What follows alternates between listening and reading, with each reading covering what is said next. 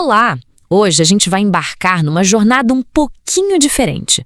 Sabe, já parou para pensar como vários ensinamentos sobre fé podem juntos formar uma espécie de mapa para a vida? Pois é exatamente isso que vamos fazer aqui. Vamos pegar a essência de 5 sermões bem inspiradores e traçar um caminho, um percurso claro para quem busca aprofundar a espiritualidade. E o nosso ponto de partida para essa jornada toda é essa ideia aqui, que é muito poderosa.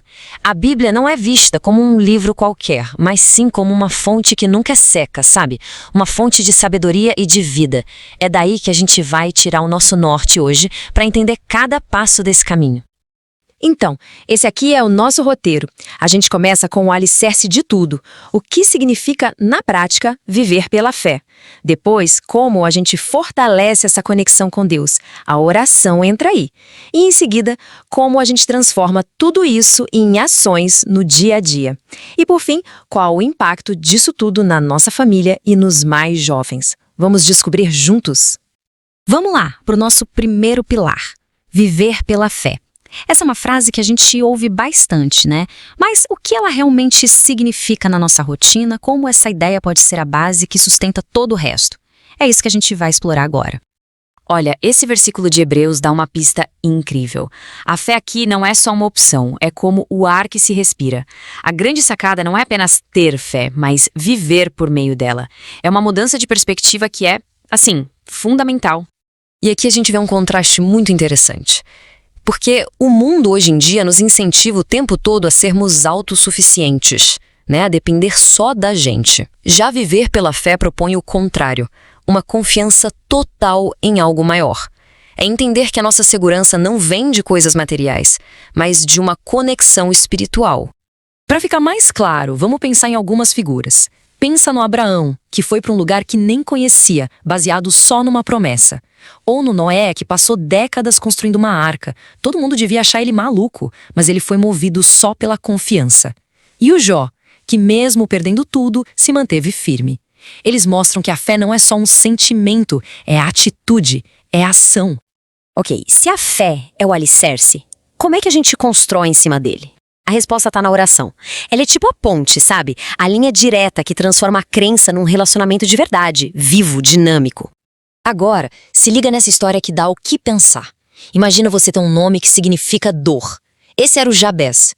Mas o mais fascinante é que ele não aceitou esse rótulo. A oração dele foi um ato de pura esperança, uma forma de reescrever a própria história. E o que foi que ele pediu? Se a gente olhar de perto, são coisas que todo mundo quer. Bênção, crescimento, presença e proteção. Ele começa reconhecendo de onde vêm as coisas boas. Depois pede para crescer, para ter a companhia divina. E, por fim, pede para ser protegido do mal. É um modelo de oração que atravessa o tempo, né? E a resposta para essa oração é de uma simplicidade que chega a ser poderosa. Sem enrolação, a Bíblia só diz: e Deus atendeu ao seu pedido. Num mundo cheio de talvez, de vamos ver, essa resposta direta mostra muito sobre um Deus que, segundo a narrativa, tem prazer em abençoar.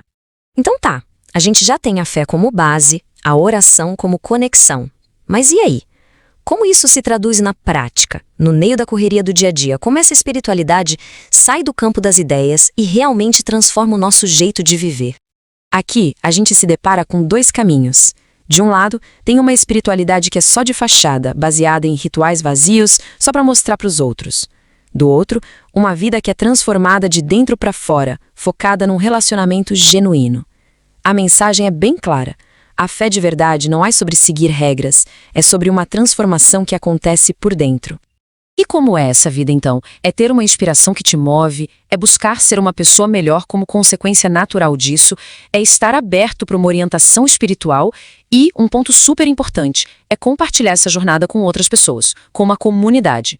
Não é um caminho para se fazer sozinho. E o que acontece quando se vive dessa forma? A fé, a oração, a prática, elas não ficam presas na gente, elas transbordam, criam um legado. Agora, vamos ver o impacto disso na família e nas próximas gerações. Essa frase aqui traz uma mensagem de muita esperança. Todo mundo sabe que famílias, por mais que a gente idealize, enfrentam desafios e às vezes se quebram. A ideia aqui é que mesmo quando as coisas parecem ter ruído, existe a chance de restaurar, de reconstruir algo novo e bonito a partir dos pedaços. Vamos lembrar do Jó de novo.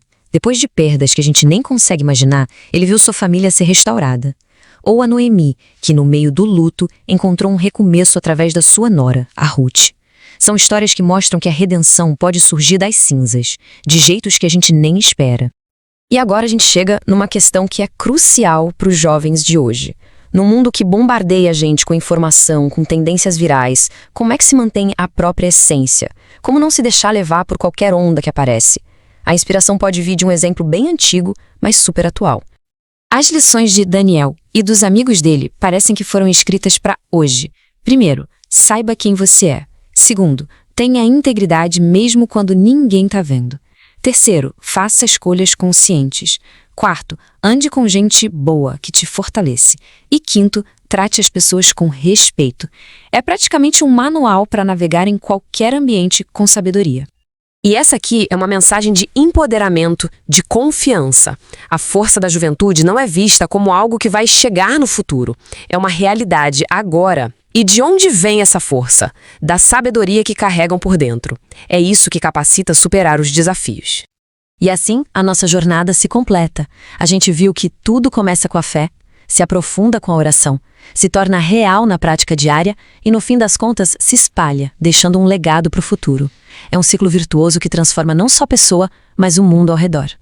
E agora, a jornada continua, mas de um jeito mais pessoal. Depois de explorar esse caminho todo, a pergunta que fica é: qual desses passos fez mais sentido para cada um? Talvez seja fortalecer a base da fé, ou talvez aprofundar a conexão pela oração, ou quem sabe colocar mais em prática, ou pensar num legado. Qual será o próximo passo? A decisão agora é individual.